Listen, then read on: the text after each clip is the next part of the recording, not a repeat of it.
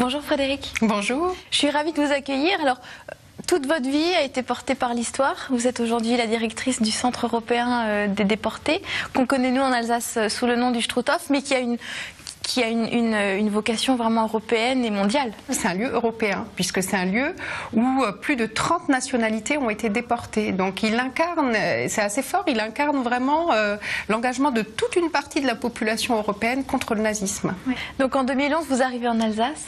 Vous vous souvenez de vos premiers pas sur ce camp du Struthof ? Oui, je m'en souviens parfaitement. J'ai été subjuguée par le fait que ce lieu existe.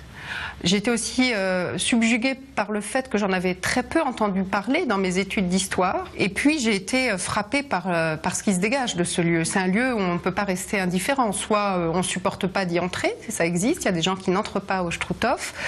Soit on y vient et on ressent quand même quelque chose d'extrêmement fort. Est-ce qu'il y a quand même de l'optimisme malgré tout, dans votre quotidien? Je crois que très paradoxalement, alors même qu'on baigne dans les récits les plus abominables, ceux de la déportation, je suis quelqu'un d'extrêmement optimiste. J'ai une grande confiance en l'homme. C'est étrange parce que je sais mais peut-être justement parce que je sais de quoi il a été capable. Mais je sais aussi de quoi ont été capables les gens qui se sont opposés au nazisme. Quelle enfance vous avez eue ? Ah, je suis née en Afrique. Je suis née en Afrique, au Burundi, et donc c'était une enfance insolite puisque j'ai vraiment grandi dans la brousse, pour ainsi dire. Il n'y avait même pas de frigo. Et puis je pense que ça marque de naître dans un autre pays. Je pense quand même avoir des souvenirs de choses qui m'ont marqué quand on est petit, par exemple la pluie. Vous voyez, la pluie équatoriale qui tombe, c'est très violent. Donc j'ai des souvenirs de pluie comme ça devant la fenêtre, ou j'ai des souvenirs de forêts très, très épaisses aussi, comme des jungles. Et retourner en Afrique, y vivre, y travailler, ça vous a jamais titillé? Ah si, j'y pense toujours. Quand j'en ai assez ou quand je me dis...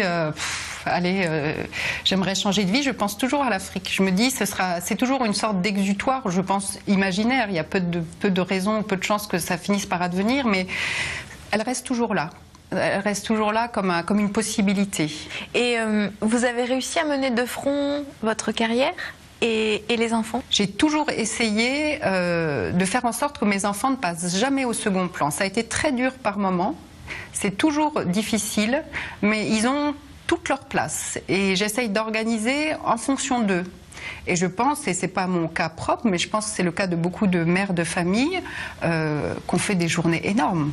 Si on faisait un bilan écrit de tout ce qu'on fait en une journée ou en une semaine, ça deviendrait invraisemblable de l'avoir sous les yeux. Et je pense que beaucoup d'hommes sont absolument pas conscients de ce fait-là parce qu'on le fait en silence parce qu'il faut le faire. Vous vous sentez forte? Oui, je pense. J'ai pas peur de grand-chose en réalité.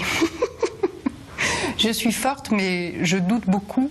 Et surtout, je trouve qu'il y a des gens qui sont beaucoup plus forts. Il y a beaucoup de gens que j'admire, vraiment des modèles d'humanité, Germaine Tillon et Geneviève de Gaulle, et qui ont été des femmes extrêmement fortes, extrêmement discrètes, et qui n'ont jamais dévié d'un centimètre par rapport à leur idéal. Alors là, ça on ne peut que... Enfin, moi, je m'incline complètement devant ces femmes-là.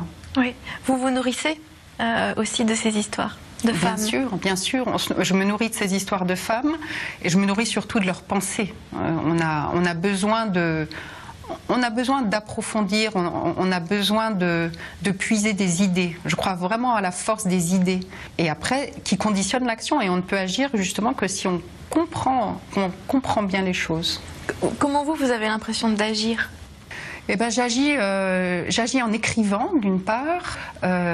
J'interviens beaucoup dans les classes, dans les écoles, dans des associations, non pas pour porter la bonne parole, c'est pas ça, mais pour mettre en avant ces destins de gens qui peuvent nous servir de bons modèles. Et je pense que c'est un petit travail, c'est pas grand-chose, mais petit pas par petit pas, si ça peut diffuser ces parcours, c'est bien. Merci. Merci beaucoup. À bientôt.